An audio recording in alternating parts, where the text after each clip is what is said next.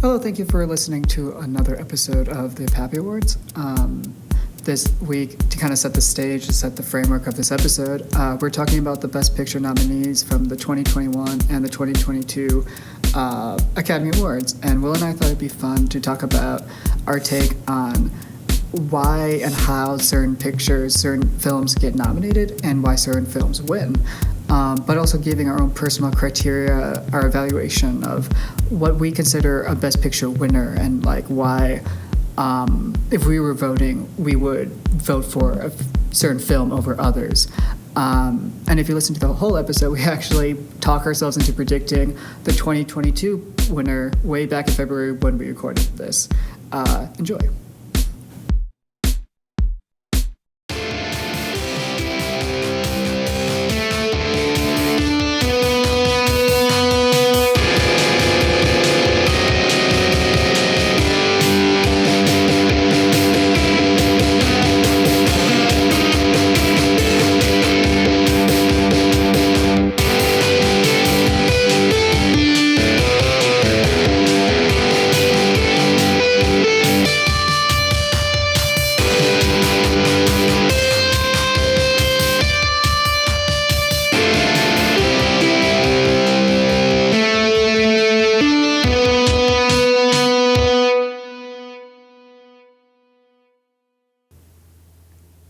So for this episode, we're going to talk a little bit about what our thoughts are for the Academy Awards and specifically... Oh, the Academy Awards, man. I love those things. They're so terrible. What makes them terrible? Well, what makes them terrible is I was just looking at the Oscars this year. Obviously, it's not what we're talking about this session, but man alive. I mean, if we wanted to bleed over, we can, but I was talking specifically about the Oscars for 2021. For the Pappy Awards. Oh yeah, never mind this year. Talk with previous years. We're real current. We try to watch. We're current bros. We try to watch more and more recently, and we try to watch more of the Best Picture nominees just to kind of feel like we get a gauge on what how the Academy is shifting and everything. And last year, at the point of this recording, we have watched 4 of the 8 that were nominated at the 2021 Academy Awards. In no specific order, the trial of the Chicago 7, which is about the 1968 Democratic National Convention, and 7 protesters who were arrested in Chicago on accounts of rioting, starring the likes of, I'm not going to remember all their names, but starring the likes of Eddie Redmayne, Sacha Baron Cohen, Mark Rylance, Joseph Gordon-Levitt. I know I'm forgetting a lot of people, but it's a star-studded cast. Is it Cohen? Cohen? Or is it Conan? I thought it was Cohen. Did I say Conan? I meant Cohen. Sacha Baron Cohen. Yeah. There's Minari, which is about a Korean family trying to make it as farmers. The grandmother... You missed the important word. What? Trying to live the... I'm trying to live the American dream. Yeah, well... yes. You put up the air quotes, but I think... that's fair. I think he literally stares at the camera and says... I am trying to live the American dream. Well, considering the poster of Minari on Wikipedia, I'm looking at it now, is the young son. I think he's holding a hose, and he's standing in front of the American flag. Well, there's got to be an American flag somewhere. It better be, darn it. So yeah, it is a film about the so-called American dream. Yeah, they're often like Arkansas, right? Somewhere like that. What state do they actually go to? My guess is Arkansas. I could be wrong. I guess it could be... They go to Arkansas, you're right. Yeah. And there's nothing more American than eating hot dogs in Arkansas. Do they even eat hot dogs in that film? I don't know. It doesn't really matter. But anyways, it's Stephen Yeun and his family trying to become farmers in Arkansas and not doing the greatest. The grandmother won the award for Best Supporting Actress for this film. Which is wild, right? Yeah, it was the first Korean to win? I believe that she was the first, yes. Okay, and I suppose there weren't many Asians who won in the past. There might be something even more specific. I don't know how, I don't know exactly, but that goes to show how much I invest in my my Pan-Asian pride, right? Did they win Oscars? I don't know. Were they nominated? I don't know. Well, there are so many. Okay, so film and sports kind of have the same problem at times. I mean, there's that one where woman there's so who was- many like firsts and so many like statistics that are like 5 layers deep that you kind of have to squint and Okay, go. let's "Where do be you come up with let's be these very stats?" clear. When you're 5 layers deep, a first of anything, you're not first in anything. They do this thing in basketball all the time where they're like, you're the first player in NBA history to have a certain number of points, a number of rebounds, a certain number of assists on a certain field goal percentage, on a certain number of shots attempted. And I'm like, what the heck? I guess that's amazing, but at the same time, that many descriptors in your first ever feels a bit much. I think it's a bit much. It feels like the Guinness Yeah. Book of World Records when they ran out of world records to give, and then it starts getting really weird. Well- you know, like people with the most artificial teeth inserted or something really, really whack like that. I don't think that's a real one, but just something like that. You know, just really bizarre things where I'm not even sure they should be giving out a recognition for, but you know, And this is they slightly got to keep selling their books every year, which is like the bestseller every year. Well, this is probably off topic, but that's probably why people just really enjoy bringing up the idea of who holds the record for the most points scored. Number 1 is Wilt Chamberlain at 100 points in a single game, and Kobe Bryant at 86. And so it's kind of like it is very, very unlikely that anyone's ever going to beat Kobe's 86 or Wilt's 100, because it's a nice like single number that people point to and go, yeah, that shows how great they were. Well, doesn't it show dominance though? Yeah, it shows. Because Yeah, which also reflects that I would think that doesn't actually. Isn't that a bad thing? what? Like, as great a statistic as that is, doesn't that reflect that no one else was doing anything in the entire game?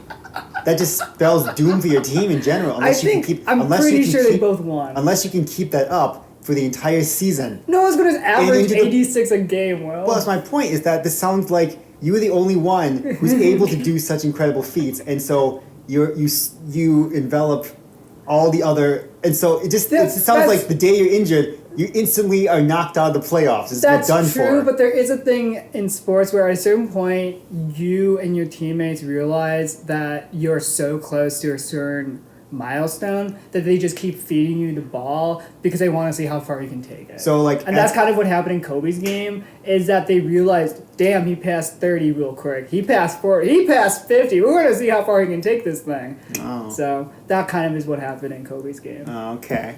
Just I can see recently, Giannis scored 50 against the Pacers. Well, that's And- halfway there. And, well, and so he hadn't reached 50 points in a game this season. And so, like, in the fourth quarter, they kept giving the ball to Giannis, especially near the end of the game, because they wanted to see him get to 50 points. Huh. Right? Because 48 is great, but do you know what's better? 49. 50. Well, you skipped one. Arguably, 49 is worse than 48 because it means you missed a free throw, and that would have put you over the top for 50. Well, I don't know. I mean, it could have happened. You know, start kicking people in the shins too much, and The you know. third film is Judas and the Black No, go Messiah. back 1 second. So let's just be clear. With Trial of the Chicago 7, you're leading me to believe is that it's a trial, and it takes place in Chicago, right? In Chicago. Yeah, where's this going? I'm just making sure I understand this film, right? The Trial Because- of the Chicago 7. Yeah, I'm just making sure I understand. So it takes place in Chicago. How many are there? 7? No, Huh. 8. Wait. It's 7. Wait. Interesting. Now are you gaslighting me? Are you making me think that it's not No, actually I'm 7? just interested that you had to explain what the Trial of the Chicago 7. No, I'm saying that the trial Was was about the DNC protests of 1968. Yeah. Yeah, so they were anti-Vietnam War protesters, specifically. That is such a weird congregation of words. Because if I was just reading that out, like, what'd you say? The trial of the Chicago... No, the anti-Vietnam War protesters. The anti-Vietnam War protest. At the But anti- 1968 the way anti Democratic exists National there, it's just very Convention. weird. You know, you know what I mean? No, I don't. I don't know where this is going. Like, were they protesting like the anti-Vietnam War protesters? It's just They're like protesting the Vietnam War. yeah, but Yeah, but what? like, what if I was protesting the anti-Vietnam? So you were... That means you're like the pro-Vietnam War. anti-Vietnam War protesters. The protesters of the anti-Vietnam War. Oh, okay, I see what you're saying. the That the anti. Okay, so you're saying that there's like. It's a weird. It's you very. feel like that there's a hyphen between all of the words anti-Vietnam War and protesters. Well, I like Latin better That's what because you're it saying. actually tells you what words are attached to instead of Okay, English is just mumbo would you jumbo. feel better if I said the film was about 7 people who were arrested for protesting the Vietnam War? Yeah, I guess. Okay. Although in this day and age, I should probably mention, I think a few of them were basically rioting, right? One of them? I think one of them might have been, right? Or no, none of them were rioting at all, correct? Or is that correct? None of them remotely were doing Well, anything. in the film, Eddie Redmayne's character Apart from the fact they said to disperse and they didn't, I guess. But, whatever for that. I mean, they do straight up instigate a riot. That's the part. That's the point of Eddie Redmayne's character, is that he's a very nice, squishy boy until we A realize. squishy boy. Until we realize. Get in on those cheeks, Well, Grandma. what happens in the trial of Chicago 7 is you get Eddie Redmayne and Sacha Baron Cohen's personalities and ideologies clash in the film, right? Because Speaking of the clash, they fought the law. Yeah, what were you saying?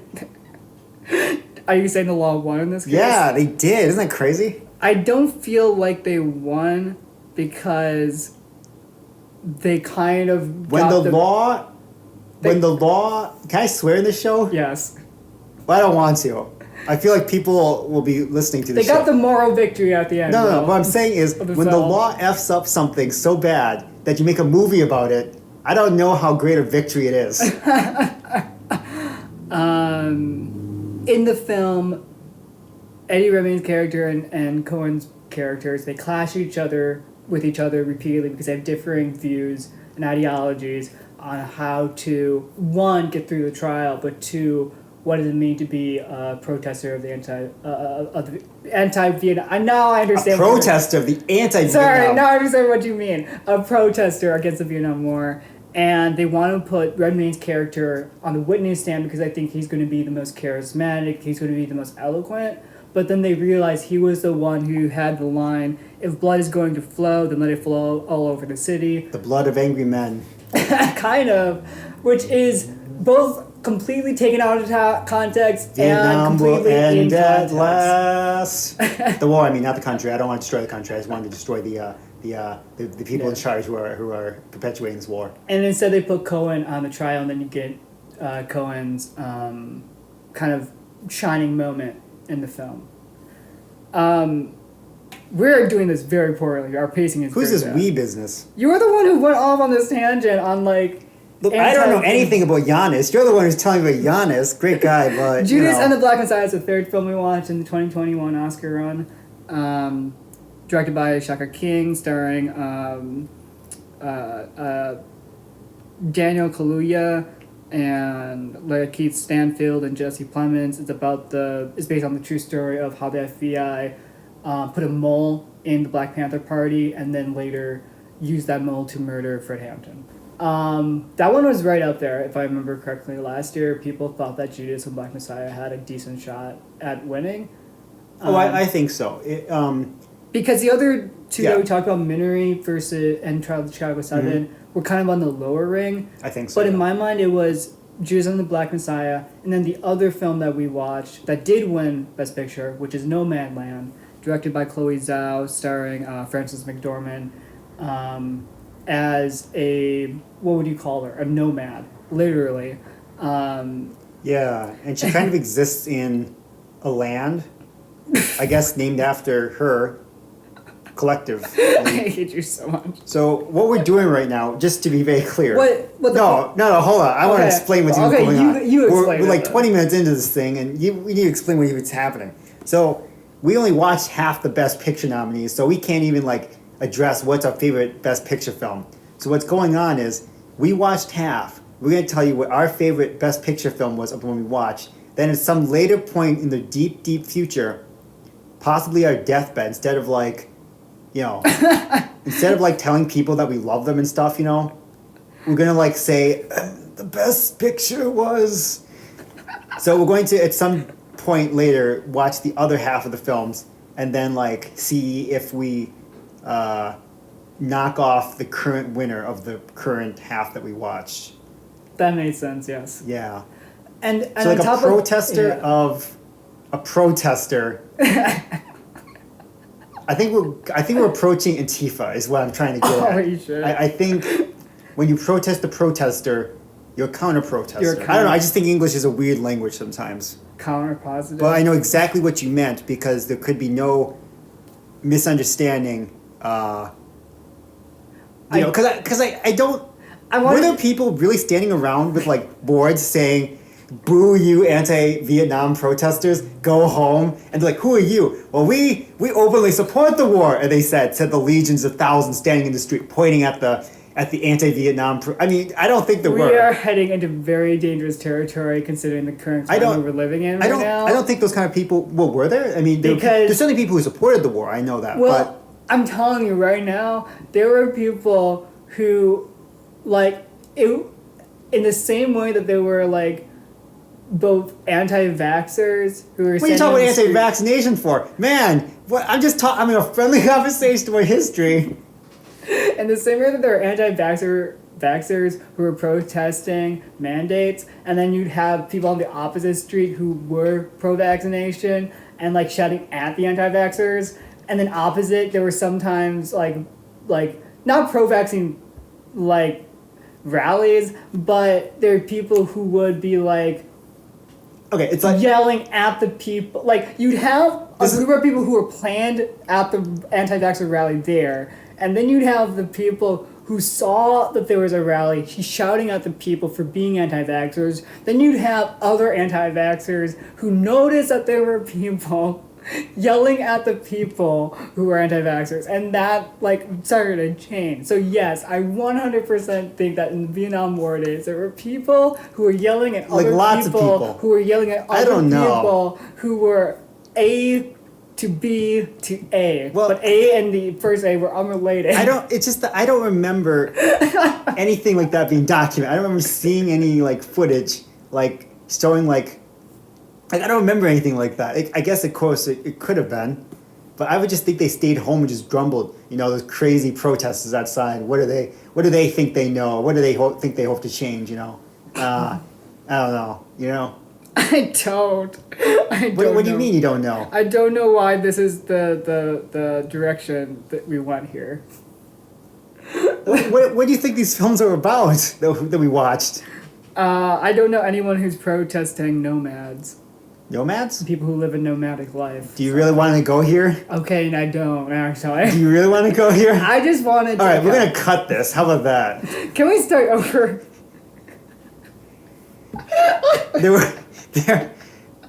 There has been some discussion in the media about this sort of thing, yeah. Okay. Not the American nomads. Oh, dude, okay, yes. I wasn't... Okay. Anyways, returning to... I think to clarify for people who are unaware, No Man Land is specifically about people who choose a nomadic lifestyle in the often American West, who kind of live RV to RV style, and get like, in the film's depiction, Frances McDormand's character gets temporary odd jobs as like a deep fryer, as a waitress. You missed your best job.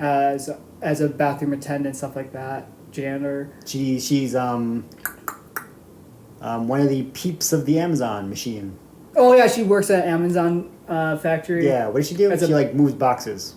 Well, she's a packager. Is that what they call them? Yeah. I don't know what they call it actually. And so her lifestyle is purposely nomadic because she goes from job to job, site to site, living out of essentially an RV camper. Yeah. I guess what we were wanting to talk about with the Best Picture is if Will and I had a vote at the table in the room where it happens, so to speak, what would be our criteria for voting for Best Picture? Because I think there's a lot of debate behind that. What quote unquote deserves to win Best Picture? What makes the best picture?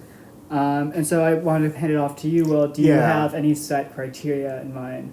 When you think about No Man Land, Judas and the Black Messiah, Minari, Trial of the Chicago 7, or even past Best Picture winners. Yeah. That make you go, oh, this really does feel like a Best Picture winner / this is why it's deserving. Yeah. Well, a good example that jumps to mind is Green Book. There were certainly people who were against it. You sort of an I can't believe you've done this. sort of anti-Green Book, and then there were the people who were anti-Green Book, like against the people who were against Green Book. You know what I mean? Like they weren't just for the film; they were against the people who were against it, actively against them. Right? It became like this thing, right? Oh my god. But just tacking the word anti is kind of irritating, So. Just say, just say pro or against. But no, they weren't against. No. That's the thing. That's the thing. The people who the counter protesters. They're protesting the protesters. So you're they're not saying, just for something. So they were people who had never seen the Green Book, but they were let me tell for the idea that Green Book should win. Yeah. Okay, that's what. Let me put it this way. Okay. So a certain president or presidential candidate rolled into town at some point, right? And there were a bunch of protesters outside, right? Oh my god! Now, if there were protesters for this candidate standing outside going, "Yeah, you go," that would have been a counter protest, right? But there weren't, because anyone who was actually for this candidate was standing in line for this person. You know what I mean? There were no counter protesters. I hate you so much. or like, I guess like there was no political. And I want this on the record. I want this on the record now before I forget to say it. I did not, and I still do not believe that Green Book should ever have won Best Picture. Oh no, I don't. It should have gone to Roma. Oh, definitely. I want to make that clear. I do not support Green Book winning Best Picture. No, I thought it was a okay film, Green Book, but I certainly wouldn't have put it as Best Picture. It would have been. I think was it ranked voting at that point? It was, yeah. It would have. I don't have the list in front of me, actually, unfortunately. But my gut says I would have put it very low in my rank choice. Because because I liked the film, but it seemed like it had, I don't know, like a lot of easy answers to things that are very complicated, It's one of those things where it's hard to judge because what happened is based on a true story, right? Yeah, I mean, there was some kerfuffle over how true it was, but it was supposed to be true. It was basically Viggo true, yes. Mortensen's character, that man, his actual family is the one who produced the film, and so it's always tricky when you have a movie based on real events, and they're done by the people who actually lived them / are related to it, because because for obvious reasons they don't want to go too hard on their own family member. It's the same reason why Bohemian Rhapsody at times feels weird, because Queen produced it, and so they're very protective over the They baby. didn't want to have Freddie Mercury's name slogged through mud. Well, that's what they were afraid of, although I would think logically what they would want is an actual representation of the person. Right. You would think, but no, what they actually want is a hagiography of this. They wanted a celebration of Freddie Mercury, which... Yeah.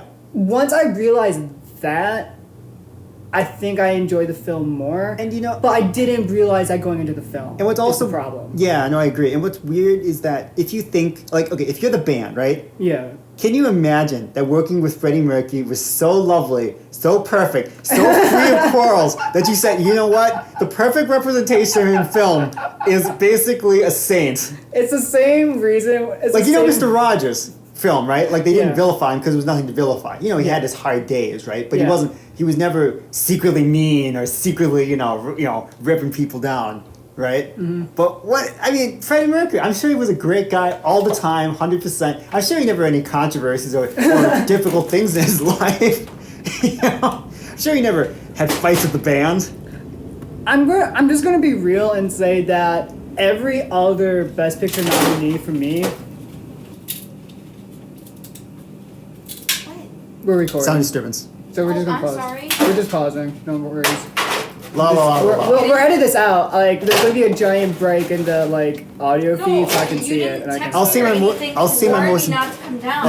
important thing right now. Then. What? You're gonna say the most important thing right now. So best picture when it comes to In future, you guys should text. So best picture when. Your most important insight. We're gonna say right now. Go. No, you're not. It's I don't even Maybe know. we should keep this. This is kind of funny. No, it's not. This is very worrying. But when it comes to like Best Picture, it's tricky because if you're actually a voter, you have to wonder to yourself, am I picking something that I want to overthink? Shit, Will, you're actually saying real things? I thought you were going to give a joke. You're saying something actual, your actual opinion on it. And so like, what are you doing? Something that you want to put in like He a doesn't vault. want your podcast to be any good, Ben. I don't know. I legitimately don't think he wants to. Like 500 years into the future, you have this Best Picture film, and you think to yourself, oh, it's going in a vault, or it's going to be projected into space, and people on some planet orbiting somewhere up near Alpha Centauri or wherever the Lost in Space crew goes, right? They're going to be watching these films, and we want serious good films, right? But on the other hand, it's like, don't you just want Best Picture to be the film that you liked most? You don't have to think about what's the most artsy or the most meaningful to humanity. Yeah, on a like world scale. it gets weird that way, right? Like there's something kind of fun and pretentious about like when you go to like the Cannes Film Festival and then you think of the board who's picking out the Palme d'Or, right? Mm-hmm. You think sometimes the ones they pick out is the one that is like the one that's just the most out there, or the most artsy fartsy, or the one that's going to create the biggest row. You know what I mean? Yeah. I mean they picked what's it called, Titan. And that one's just nuts, right? Yeah. Like the woman who has sex with a car, right? I mean, just crazy stuff, Maybe it's good. I haven't seen it. But, I mean, just, watching the trailer, looking at the description, the reviews, it just seems like a really bonkers film, right? And it doesn't have that big of an audience. No, I mean, it's probably good film, right? For the audience, that wants to see it. But, sometimes they pick out films just, that are, provocative or avant-garde in some way that's, very prohibitive in its audience, right? Or limited in its audience, I guess, is what I mean. So, yeah. Whereas the Best Picture at the Oscars, you get the Academy, and it's these real, I don't know, you know what I mean? Like, real American people who are in Hollywood voting. And so they vote for the film that they like the most, I would think, right? It's tricky because you don't have to watch every film Well, you're supposed in a category. Wait, what? Like, well, you're supposed to, but we know that people don't. People obviously don't. Why? Right. I mean, how? Yeah, goodness. I mean, yeah. It's like how many people are out here watching, I'm just going to pick from last year, Judas and the Black Messiah versus No Man Land versus The Father, right? That's fair enough. Although, with the fact that No Man Land won, that does suggest that enough people cared about, on some level, either that they liked the film, just flat out liked it, right? Yeah. Or that they thought about, the legacy of it, right? Mm-hmm. Like it's the most important film this year, and therefore I should pick it. And I wonder if that goes on a lot because I don't have some inside knowledge. It's a weird thing to balance because it's hard to predict, like 10 years from now, if a film's going to remain relevant for Best Picture considerations, right? Like, well, it depends, to be honest, because some films it's immediately obvious it will be, and some it's not. Mm-hmm. You know what I mean? Well, I guess in that case, let me just go to like 2011 Oscars and see like The King. Oh wait, no, is that the King's Speech? that might be the King's Speech who won. In terms of winners and nominees, let me see. Yeah, that year was the King's Speech that Which won. won against the Social Network, which I disagreed with. Not disagree. That's too strong. I would have picked the Social Network, but I guess it's fine that the King's Speech won. It was a good film. But the King's Speech also beat out Inception and beat out the Social Network. Well, Inception wasn't going to win, but beat out Toy Story 3. Sure. But I think what's interesting is most people probably have seen Inception or Toy Story 3 over the Social Network or even the King's Speech, and both of those films, Inception, Toy Story 3, are not only popular, but they also influenced a great number of people and kind of influenced Hollywood after. Sure. And yeah, it's Whereas true. the King's Speech really didn't. It definitely cemented the legacies and the careers of, say, like Colin Firth and Helen Carter. He did an excellent job, yes. But it's he won not, the Oscar that year. I don't look at the King's Speech and go, I'm sitting here in 2022 and I want to revisit it for some like meaningful insight on the world, on humanity, or even humanity at that time period. Mm-hmm. Like in 2010, like does it tell me something important about how the world, what society was like in 2010, right? Whereas I look at the Social Network, Inception, Toy Story 3, other nominees that year, I go, they kind of give me more in that regard. When it comes to, if I'm talking contemporary, historically, what does it say about the time we were living in then? And so if you look at it from that perspective, I'd say, yeah, those three films probably I would put over King's Speech to win, if we're looking from that angle. Oh, really? Yeah. Oh, interesting. I understand like Toy Story 3 never would win because people don't vote for an animated film to win Best Picture. They really don't, unless something. Well, actually, here's the question directly. Do you think an animated film will win? Now, okay, let me ask the question and let me back it up, right? Do you think an animated film will ever win Best Picture? Now, by ever, here's the weird thing, right? What do you mean by forever? You know, like ever? Like, what do you like? You know what I mean, right? Again, like, but let's just say, like, you know, for the meaningful future of the next 100 years, for instance, you know, whatever. Like, Because after 101 years, history, like, humanity has no meaning. it has no meaning. Well, we will have evolved by then. We'll have fused with the whatever, you know, Alien pops out of race the. has, like, Well, I wasn't even descended thinking of on Earth. aliens. I was thinking the singularity may, you know, pop in, and whatever comes out of the singularity, you know. The comet's gonna come down. The Leonardo DiCaprio and Adam McKay, they totally predicted They told us, they warned us. What if that film was the actual truth, and then the very end of the film was Leonardo DiCaprio looking at the screen directly and shouting at us, like this film was a ruse. I am going to be killed for what I'm about to tell you. An asteroid is coming. You know, the United States is covering it up. Look into the sky right now, people. Get out of the theater. This is not a joke. Get up and look at the sky. And we all get up and look at the sky, and we say, well, I guess I didn't really like the film, but, you know, I guess it had an important message because we're all going to die in 5, 6 months. Well, actually, if you can see in the sky, it's going to be imminent. But, Do I think an anime film will ever win Best Picture at the Academy? I think no. yes. Oh, I think no. okay, interesting.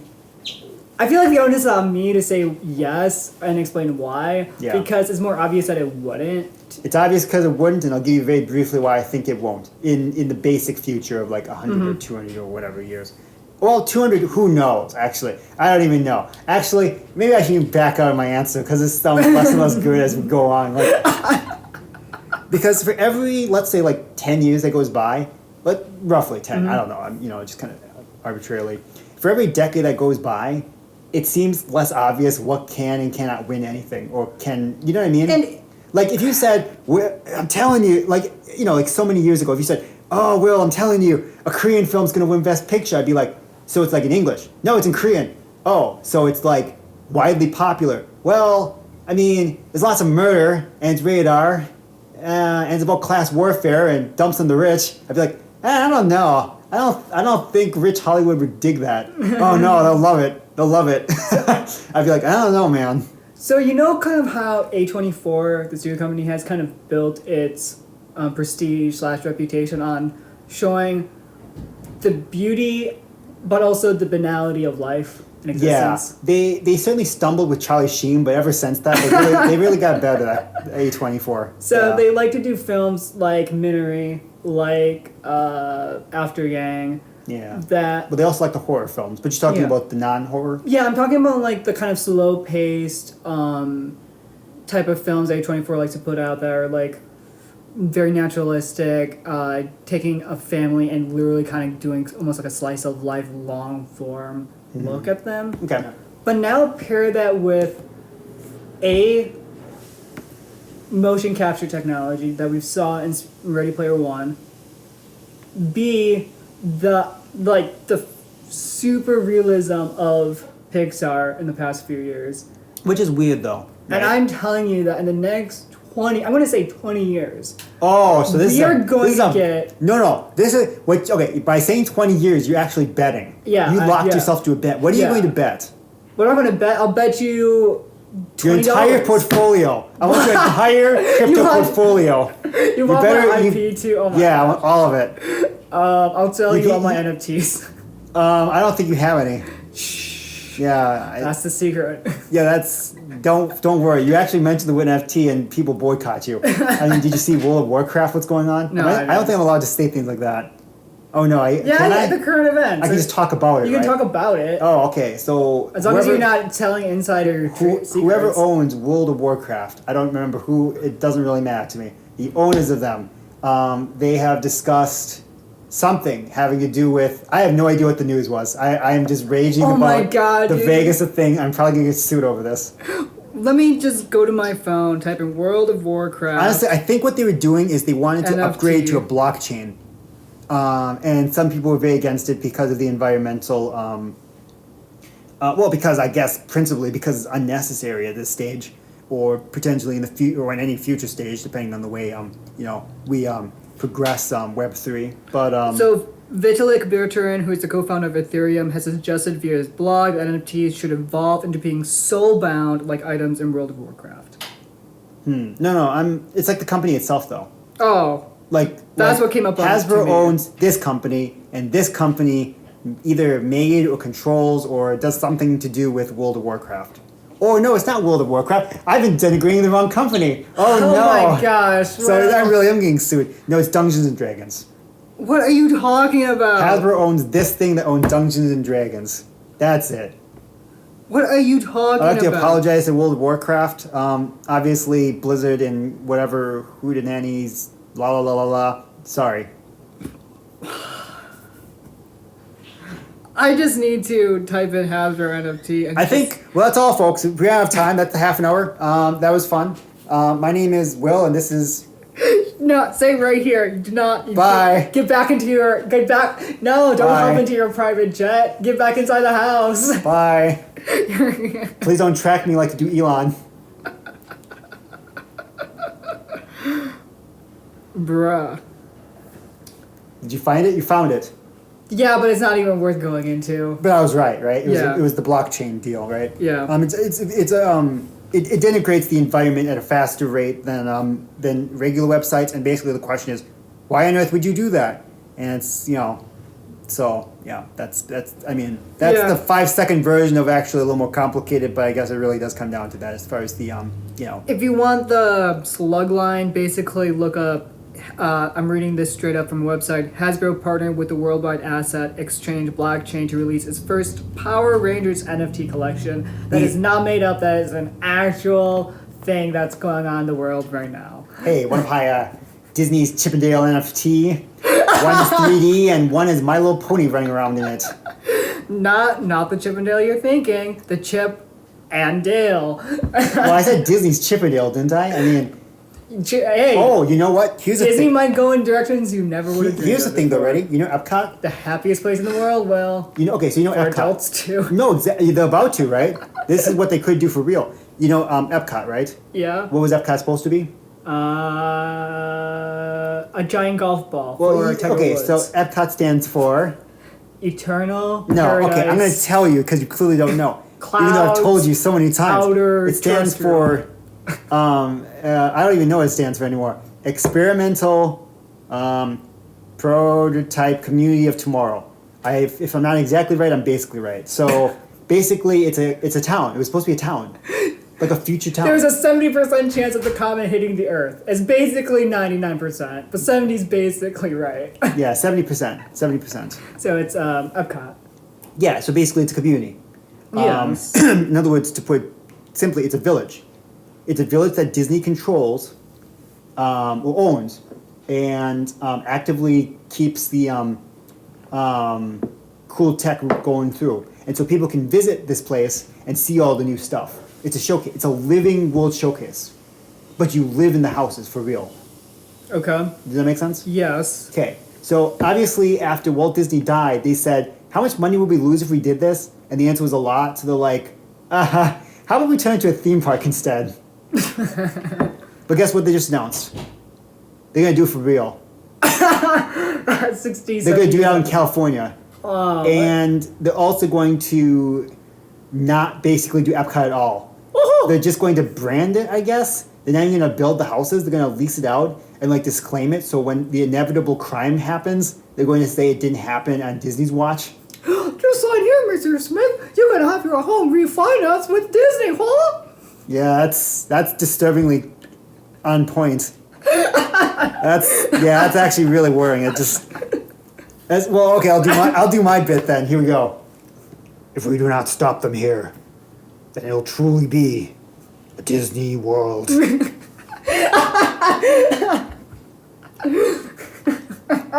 Cue the horror music of the circus carousel. And it's a small world. It's not our world after all.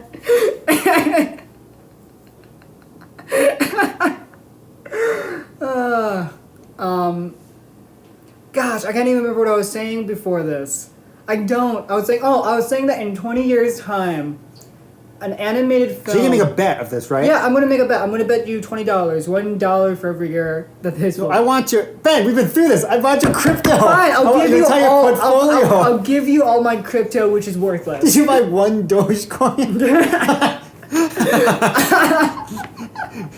I made a big investment. What'd you buy? Look, I bought one Dogecoin and they sent me Dogecoin. an actual silver coin that's not actually made out of silver. Oh, but I'll it just has say a picture of the Doge meme on the back. It says In Doge we trust. It says in Doge we trust, yeah. And if you zoom in like microscopically, it's actually comprised entirely of Elon Musk's face. Enhance. Right? Enhance.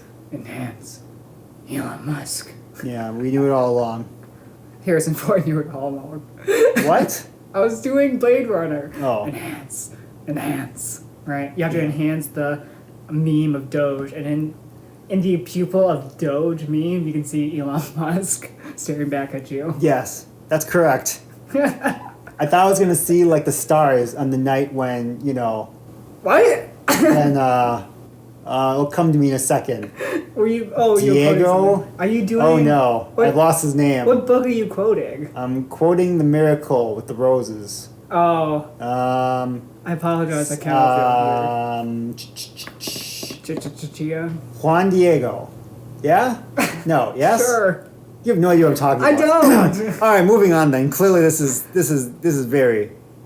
To recap, in 20 years' All right, I'm gonna time, look this up. This is giving unacceptable. In 20 years' time, I'm giving you my Dogecoin. An animated film will have reached, Well, how deflated by then, probably. will have reached the level of technology where someone is going to do an artsy film that's animated, but the point is it's going to be like this A24 style. You made me doubt myself. It is Juan Diego. Good for you. Yeah, Juan Diego. It's going to do... the stars are in the eyes of the Mary. Sure. I guess. You call yourself a Catholic. I don't call myself anything. You don't call yourself anything. I don't have a name. I thought you had a name. I'm just a voice in the void. I don't know anything except Well, I would movies say and you can the call me Oscars. by my name, but that might get weird. Alejandro. Ooh, it's got weird. I was doing Lady Gaga. In 20 years' time, an animated film will reach the technology where someone is willing and able to feel safe and secure to put out a budget of like 10 million, say, 5 million if it's super indie, to do a film that's like almost Birdman style-esque, almost Minari-esque, where the point is that you're watching an animated film that's mundane and about the banality of existence. Oh, so right? So like an Anomalisa, which did get nominated for Best Picture. Yeah. But had no shot at the. But didn't have a shot at winning. It was Charlie Kaufman. One because maybe it was just too bizarre for people, but. Well, it is a Kaufman film. You're right, but I'm saying that we're already at that point. We have Charlie Kaufman doing an Anomalisa. We have, we have Wes Anderson doing like Isle of Dogs and Fantastic Mr. Fox. Mm-hmm. Toy Story 3 got nominated. Like the door is open. It's just a matter of people coming around to the idea that animation isn't somehow automatically lesser than any other film medium, right? Film genre. So I think we have reached a certain point where more and more people are accepting of that idea. And in 20 years' time, I really believe that we're going to have an animated film win Best Picture. But what would it be? I don't know! No, not specifically, but I just... The reason I'm still holding out, even though I think it's more and more compelling, is that it would have to be... What's the word? It just the gathering of so many things together at the right moment. Lightning would have Well, to you strike. kind of almost have to do a story that is very societally relevant. Something that is emotional. Something that feels bigger than itself, right? In the way that No Man Land did. That like it's either like the Parasite route, which feels timeless because we can endlessly dub on capitalism and have something to say about class divides and class iniquities, right? Or it could be the No Man Land route, which feels timeless because it's so aesthetically beautiful and different from what we've seen in the past. That No Man Land does things that, from a technical perspective, we're still going to be teaching in film schools. It feels like for a while. So it's kind of have to be an animated film that kind of does that, where we've reached the point where, our abilities to maneuver 3D cameras are so controllable that you can make an anime film out of anything and show any camera shot anywhere. I don't know. It's probably going to have to be an independent animation house. Oh, you really think so? I couldn't would think imagine it'd be the Disney. opposite because I can't imagine something It could like be Pixar. It could be Mikoto Shinkai. Well, it could be right, but like Disney's Maybe. not going to do it. Like Disney's not Oh, going I to do think it. well that's actually DreamWorks isn't going to do it. Illumination's not going to do it. Right? To the contrary, to be absolutely honest, I think if there's any studio that would I feel like it would be Disney or Pixar. Well, Pixar, yes, but Disney, no. Like Well, Walt maybe if Disney Dis- Animation if Studios Walt Disney would not can do actually it. get it together, Pixar Animation Studios would. maybe. I guess maybe once again, right? Right. Because Well, the reason I say Disney won't is because the closest Disney's you're ever saying gotten, they won't. Because you're simply saying they because won't. they wouldn't want to. Because the closest Disney's ever gotten to commenting on today's contemporary society is Zootopia. Instead of doing a proper Zootopia 2, they're just doing Zootopia Plus and Disney Plus. Just TV series. Spin off with Which- the Mafia fam. Right. I'm not against, but at the same time, I would like a Zootopia too. Well, I just feel like they don't want to do a second one. For our reasons we're not going to get into. Well, I mean, you already breached it like twice already. Oh yeah, with the anti Vietnam War protests. Yeah. I don't know how many anti I put in there. For me, okay, so I guess this kind of wraps back neatly into my criteria for Best Picture, what if which is you, I think a Best Picture winner should either A, feel socially relevant to the point where even if we've reached a point in the future where those issues are no longer, thankfully, social issues, we can look back at that film from a historical perspective and show like this is the kind of mindscape or landscape of what society's kind of going through at the moment.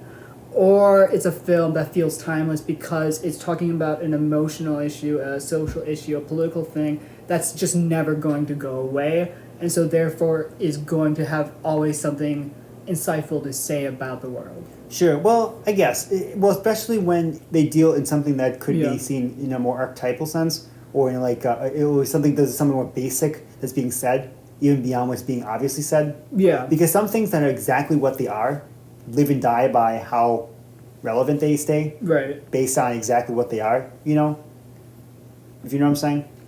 Do you have a Like, film example that comes to mind?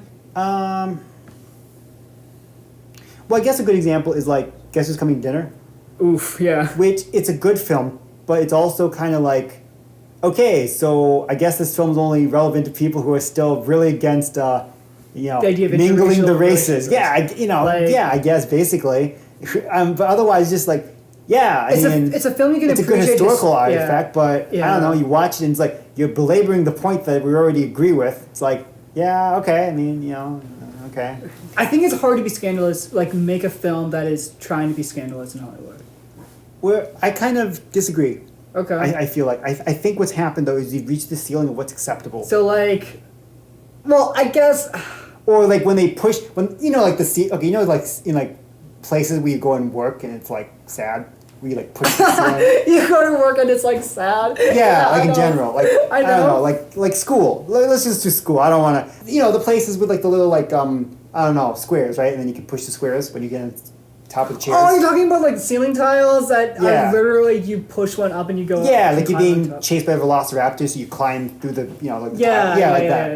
yeah. Die Hard. Yeah, exactly. So what was I going with that? I have no I don't idea. know. Oh yeah. So like, and then when people like push it a little bit, there's like some gremlin up there like pushes it back down, like no. I was saying before, like metaphorically, that there's a ceiling, and then I was saying, well, yeah, the ceiling isn't hard. Like you can't like, It's, I'm saying, but Raise it. you You can keep raising can push the tile up a little, but there's a gremlin who lives up there. There's a Hollywood Gremlin. Who'll push the tile back down, and you feel a little sharp. No, right? And that's the internet saying that, right? I guess, but at the same time, I kind of go. After 50 Shades of Grey, is there really anything else left that's taboo in Hollywood? How often do you see kids being murdered? You know what? We're not going there, dude. That's what a taboo is! Do you not understand what you're talking about? How many films like The Reader do you see come out? Not many. But they're out! Some. I'm saying that, like, it has been done, though. Yes. So therefore it's not taboo. Well, that's not true. Okay. Therefore it's not scandalous. So therefore it's still taboo. Therefore it's not scandalous. Because, like, other people have done it and they've already created the scandal of doing it. That makes sense. It's partly true. But it's only insofar as people just kind of let it go, like, oh, I guess it's just going to be now, right? And then they just stop protesting, Like, right? people desecration of Christian imagery. It's kind of more acceptable these days. Like, people aren't Right? going to get riled up like they used to over a film that is, like, attacking a social norm, right? Wait, what? Say again? People aren't going to get riled up about a film attacking, like, desecrating a social norm or something like that. Well, like what though? I guess are you saying just in general, and then I have to prove one?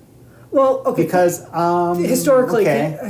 like Like interracial marriage was a big thing Yeah. for a while, right? That's true. Last Temptation of Christ was super. That was a huge thing for a was while. super scandalous. It says when he it had to came run out. for the hills for a few years Right. there, right? Yeah. Nowadays, the scandal is about, like, kind of like the production crew. Like, if there's somebody in the film, associated with the film, that has done something horrible.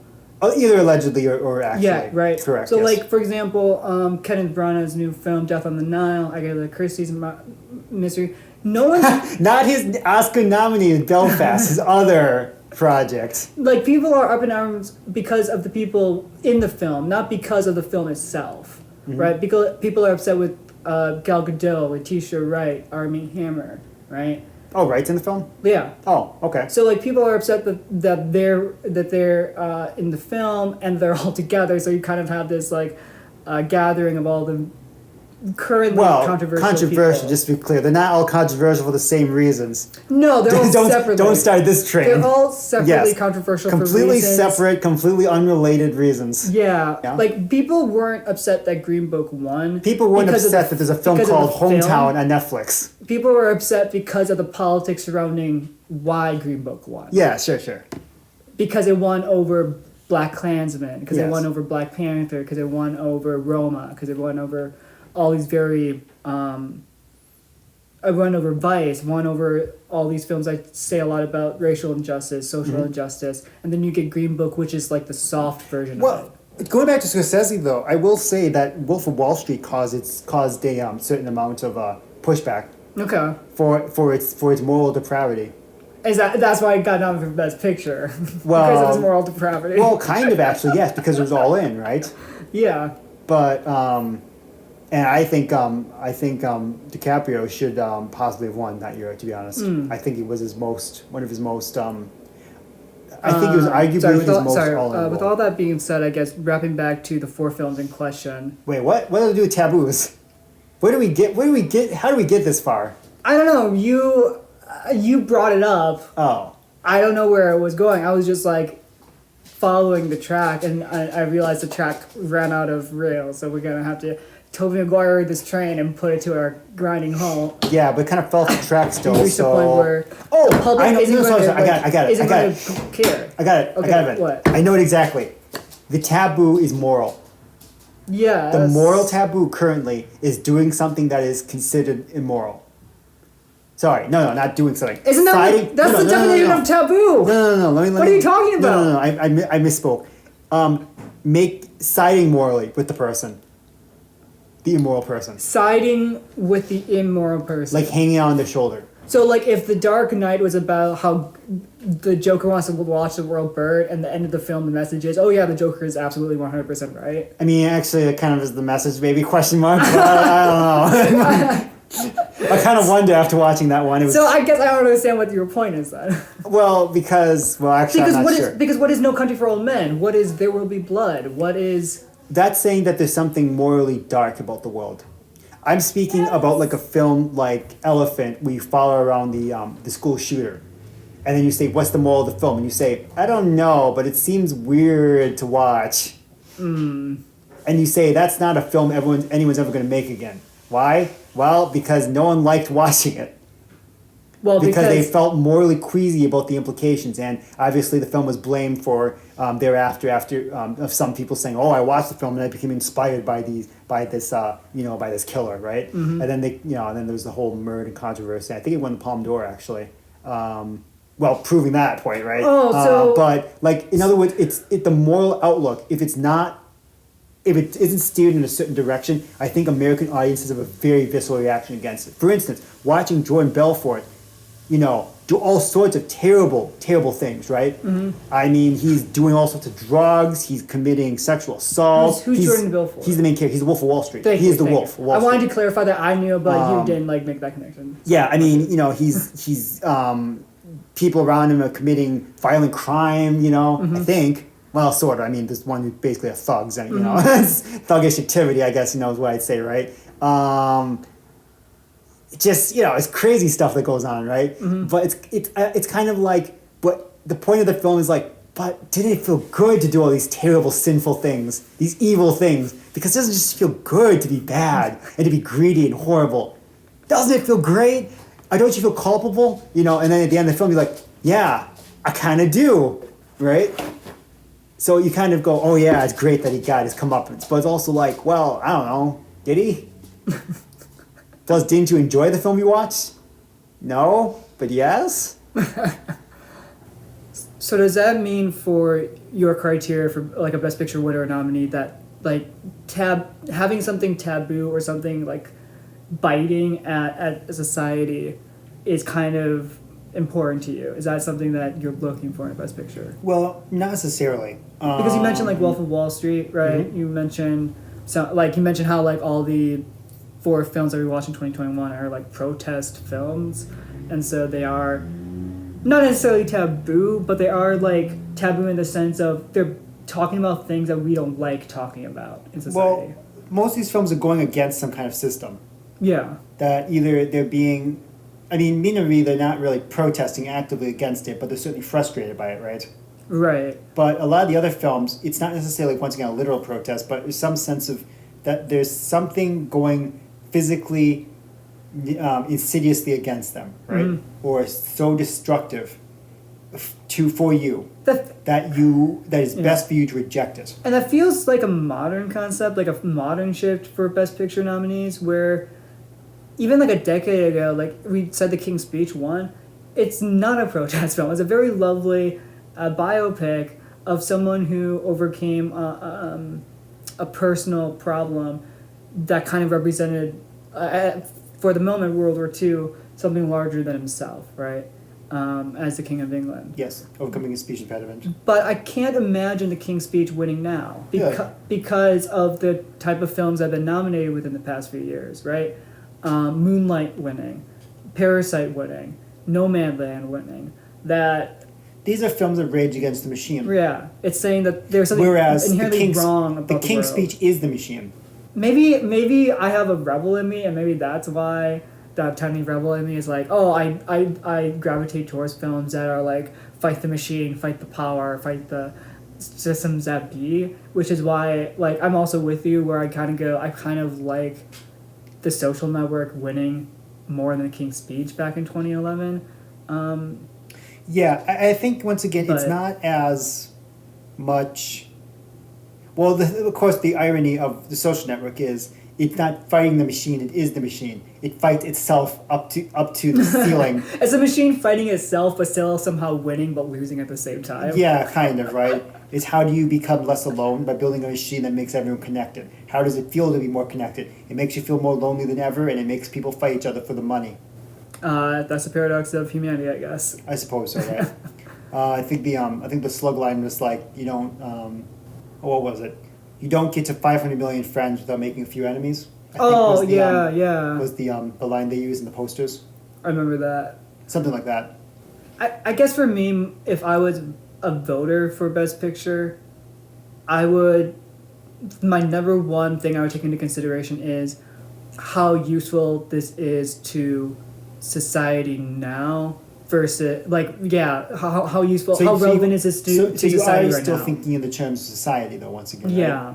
Which I find interesting, or it's a big question, actually, in my Right. mind. Because sometimes the film that's most useful or speaks most broadly isn't necessarily the film that you like the most, once again. Right. It just, you're right, does that make sense? That's because, true. for instance, a film this year, just to be very brief on it, Don't Look Up. Oh, yeah. It's in your face, it's garish, the performances are good, if maybe a little bit over the top sometimes, right? By design, I suppose, but Yeah. And then by the end, the film just descends into just kind of crazy hysterics, right? But it's a film that I could see a lot of people maybe even voting or giving high marks for. But at the end of the day, as you may notice from the Rotten Tomato meter, the if it's not the Rotten Tomato meter, it's the Metacritic, score. I mean, it's just it's very divisive Right. at best, right? And I can see a lot of people saying that that it's a good message, but it's just it's no fun to watch. It preaches to the choir. It's demoralizing. It's nihilistic. It's annoying, right? On some level, right? But then I suspect that even an artful version of this, if you could even envision something more like that, right? Like something, I guess, more graceful, maybe more like the film called Melancholy, or is it Melancholia? I don't know. I haven't seen it. Yeah, kind of grace in the face of death, right? Whereas this film is not supposed to be about that, right? About the dignity in the face of doom, right? It's really more about raging against the end and praying that people see it before it's too late. And then, of course, once it's too late, then it's like, well, what can you do, right? So my point, though, is that I could see people voting for this film or some kind of alternative version of this film, right? In some alternative universe, right, where it was made a bit differently. But I'm not sure if it would be the same as saying that they liked the film, liked Right. watching it, or thought it was the best film of the year. But rather they thought it was the most important film of Right. the year, if that makes sense. And I guess here's what I'll say. The other two films that we watched this year for the upcoming 2022, almost at Olympics, Oscars, Coda and The Power of the Dog. Social relevance also to me could be about what is it that people are looking for at this moment in time. So I think what's interesting is that No Man Land winning over Judas and the Black Messiah, I personally like No Man Land better, but I think Judas and the Black Messiah is more socially, politically relevant, for obvious reasons. But what I'll say is I think the reason No Man Land won is it kind of shows in this current COVID climate that what people are looking for is about human connection and what brings people together rather what drives people apart, which is what Judas and the Black Messiah ultimately is, what The Power of the Dog is. It's another film that's kind of about the cynical, pessimistic nature of a certain brand of masculinity, right, that drives people apart. Whereas a film like Coda is a film that is about what brings families together, what brings people together, and that's kind of why I do think Coda is going to win for 2022, because I think that's what people are looking for right now, and so I think that social relevance can also be in that realm of what do people feel like they need. Yeah, I think it's true. I think that social relevance is only half of it, though, because if social relevance was the name of the game, the documentaries would be winning That's Best true. Picture quite a lot, and they've never won, right? I don't think they've ever been nominated, or was it nominated once? I don't know. either Fahrenheit 9/11 was nominated for Best Picture or it wasn't. I don't think it was, question mark, and if it was even, it definitely didn't win, let me tell you that. But it did win the Palme d'Or. So I guess to wrap things up, because we are running out of time, do you have like after this conversation any further insights into your personal criteria? Because for me, I think it really truly is social relevance at the time of the of that current year's Oscars, and I don't think for me I would vote taking into consideration like what do I think how this film is going to how people are going to respond to this film 10, 20 years from now. I don't think I would take that into consideration. I mean, the trick though is that you're picking the best of the year, and so it does, on some level, you are. Okay. Because imagine picking the best meme of the day, and then like looking at the best meme of the day like a few years on, you're like, oh yeah, I mean, I guess I chuckled at that harder than the other memes I looked at that day. But, you know. I guess. But I feel like comparing the Oscar nominees, Best Picture nominees to memes is a little harsh. Well, the right meme, you know. I mean, maybe I laugh harder at a meme or it's even deeper than some of the Best Picture nominees sometimes. Elmo raising his hands to the heavens as fire burns around him. Yeah, well, I mean, or even the This Is Fine dog. I think carries something that's almost primordial in us, right? Every year we have a Best Meme nominee. Yeah, well, honestly, winner. I think there could be a Best Meme award every year. That's where the Academy's going. They introduced the most popular award. Now they're going to the Best Meme. Oh, it's true. Award. They did introduce the Twitter best or most tweeted about film or whatever. I don't know exactly how they're going to assess it, but sorry to cut you off. So for you, there is a social concern, especially like future, like as an archival piece of archive. Going and put this film in the archives is important to you. Yeah, to an extent. But here's the thing: it's not simply, I think, about the social pertinence. It's about the think about ableness of the film. The contemplation of the film itself. Or thinking about the film, right? Yeah. And that's where the documentary, I think, fails every time, unless something changes, right? Is you watch the film, and once you've watched it, it's all very direct. Huh. It's all there. That's what it is, right? The facts are what the facts are, right? And I think that's what some people are very turned off by when they watch a Sorkin film. They'll tell you things expositionally, very directly. And then it's just that's just the way it is, right? Nomadland is a tricky film. I think I would give it Best Picture of the ones I've seen. Mm-hmm. I would select it first if I was doing ranked choice.